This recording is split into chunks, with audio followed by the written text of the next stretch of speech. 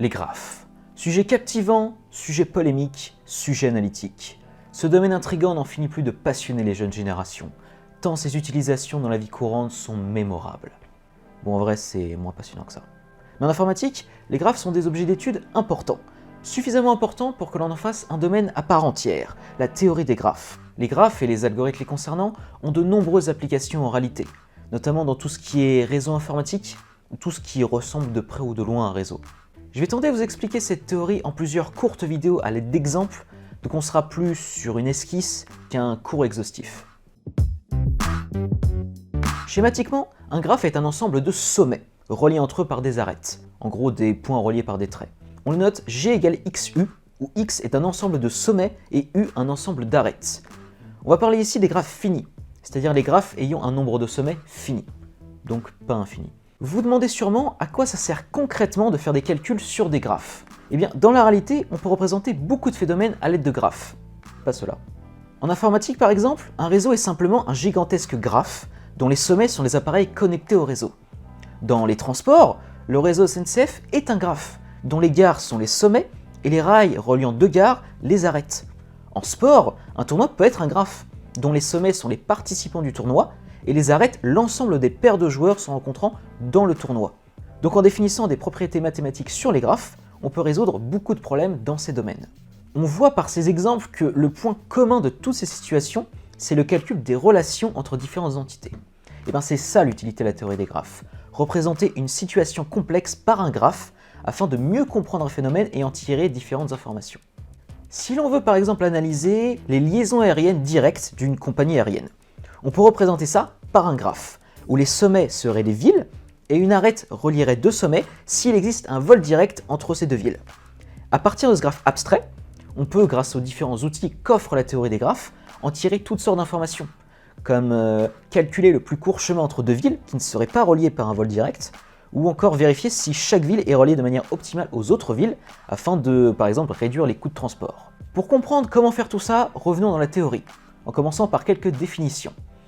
Je sais, c'est chiant, mais on en a besoin pour la suite. Un graphe est donc un ensemble de sommets reliés entre eux par des arêtes.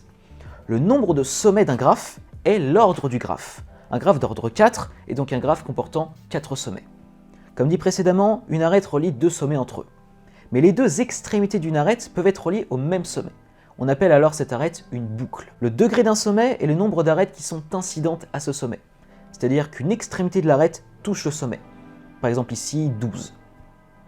En fait 3, c'était pour voir si vous suiviez. Enfin, deux sommets d'un graphe sont adjacents s'il existe une arête qui les relie. Il existe des graphes spécifiques. Il y a les graphes simples, c'est-à-dire les graphes qui ne possèdent pas de boucle ni d'arêtes multiples. Parce que quand deux sommets sont reliés entre eux par plusieurs arêtes, c'est ce qu'on appelle des arêtes multiples. Et un graphe qui peut avoir des arêtes multiples est appelé multigraphe. C'est important de connaître le mot. Il y a les graphes complets. Un graphe est complet si chaque paire de sommets est reliée par une arête. Ici, G est complet et G' ne l'est pas. Il y a aussi les graphes bipartis. Un graphe est biparti si on peut le découper en deux ensembles de sommets, tels que chaque arête du graphe a une extrémité dans le premier ensemble et son autre extrémité dans le second ensemble. Ici, G est biparti. Enfin, un sous-graphe G' d'un graphe G est en fait le graphe G auquel on a enlevé des sommets et des arêtes, de manière simplifiée. Il existe deux grands types de graphes, les graphes orientés et les graphes non orientés.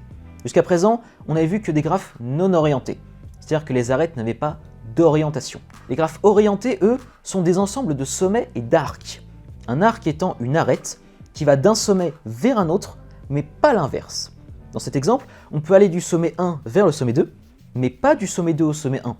Alors que dans le même graphe non orienté, on pourrait aller du sommet 2 au sommet 1.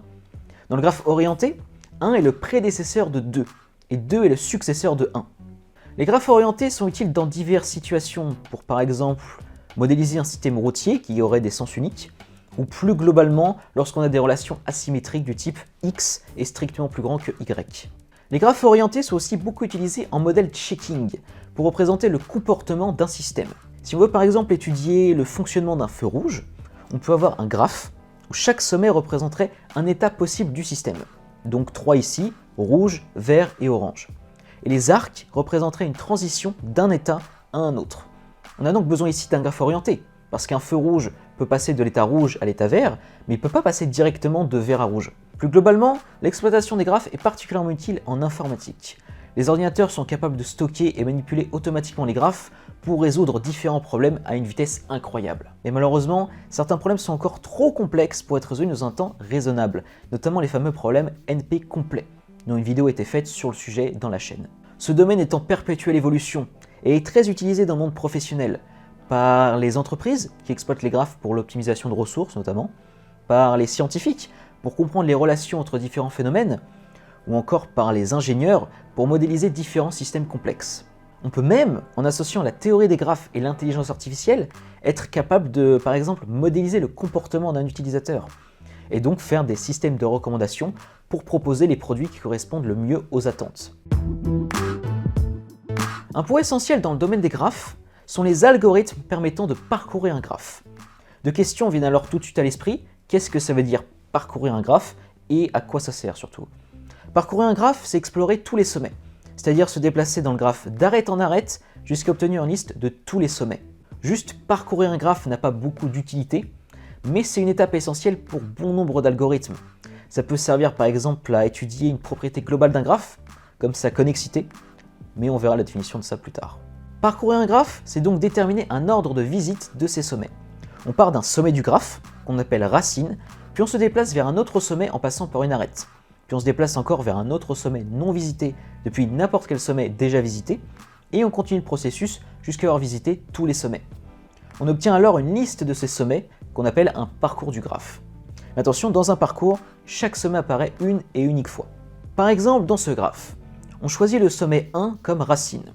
On peut visiter deux sommets depuis cette arête, le sommet 3 et le sommet 4. On choisit le sommet 3. Notre parcours est maintenant 1, 3. Depuis le sommet 1 ou 3, on peut aller au sommet 2, 3 ou 4. On ne peut pas aller au sommet 3 puisqu'on l'a déjà visité. On choisit le sommet 2 par exemple. Notre parcours est maintenant 1, 3, 2. On visite enfin le sommet 4 et notre parcours est terminé. On obtient le parcours 1, 3, 2, 4. Un problème se manifeste ici. On a souvent le choix de visiter plusieurs sommets. Donc comment choisir le meilleur sommet à visiter à chaque nouvelle étape? Pour ça, il existe deux grands types de parcours. Les parcours en largeur d'abord et les parcours en profondeur d'abord. Le terme d'abord veut juste dire que si on a le choix entre deux sommets différents, on choisit celui qui a la plus petite valeur. Pour parcourir un graphe en largeur, on visite les sommets selon leur distance à la racine. On visite d'abord les sommets qui sont à une arête de la racine, puis les sommets qui sont à deux arêtes de la racine, jusqu'à visiter tous les sommets. Une bonne technique pour ça est d'utiliser deux listes, qu'on va appeler L et M, où M sera notre parcours en largeur. On met le sommet racine dans la première liste, puis on met tous ses sommets voisins, c'est-à-dire à une arête de lui, dans la première liste, dans l'ordre croissant. Je rappelle le terme d'abord. Une fois avoir mis tous ses voisins, on supprime ce sommet de la première liste et on le met dans la deuxième liste, qui est notre parcours en largeur. Puis on fait la même chose pour le premier sommet de la première liste, ici 2. On met dans la première liste tous ses voisins non visités, ici 4 et 5, on le supprime ensuite de la première liste et on le met dans la deuxième. Si un sommet n'a aucun voisin non visité, on ajoute juste aucun nouveau sommet, par exemple ici pour le sommet 6. On continue jusqu'à qu'il n'y ait plus aucun sommet dans la première liste et on obtient alors notre parcours en largeur dans la deuxième liste. Le parcours en profondeur fonctionne différemment. Logique, sinon on ne lui aurait pas donné un nom différent. On commence toujours par la racine, puis on visite son voisin ayant la plus petite valeur, profondeur d'abord, puis on visite le voisin de ce voisin ayant la plus petite valeur, etc. jusqu'à être coincé. On revient alors en arrière jusqu'à trouver le sommet ayant encore un voisin non visité, et on part alors de ce voisin pour continuer. Prenons un autre exemple. On part de la racine 1. On peut aller au sommet 2 ou 3. On va au sommet 2 car 2 est inférieur à 3. Puis depuis le sommet 2, on peut aller au sommet 4 ou 5. Je rappelle qu'on ne peut pas aller en 1 puisqu'on l'a déjà visité. On part donc en 4. En 4, on peut aller en 6. On va en 6. On est bloqué au sommet 6. On revient alors en arrière. En 4, on est toujours bloqué. On revient en 2. On n'est plus bloqué car on peut aller en 5. Donc on va en 5. On est bloqué. On revient en 2, puis en 1. En 1, on peut aller en 3. Et on a terminé. Notre parcours en profondeur est donc 1, 2, 4, 6, 5, 3. Cette vidéo avait pour but de donner les bases de la théorie des graphes, étape fondamentale pour comprendre les formidables concepts entourant ce domaine et ses applications concrètes. Dans les futures vidéos, nous aborderons différentes notions de la théorie des graphes, comme les chemins, les graphes probabilistes, les ACM ou encore les graphes avec flow.